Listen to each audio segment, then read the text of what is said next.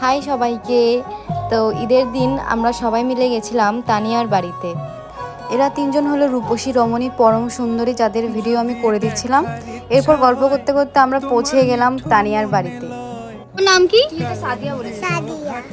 সাদিয়া। বলো ঈদ মুবারক বলো।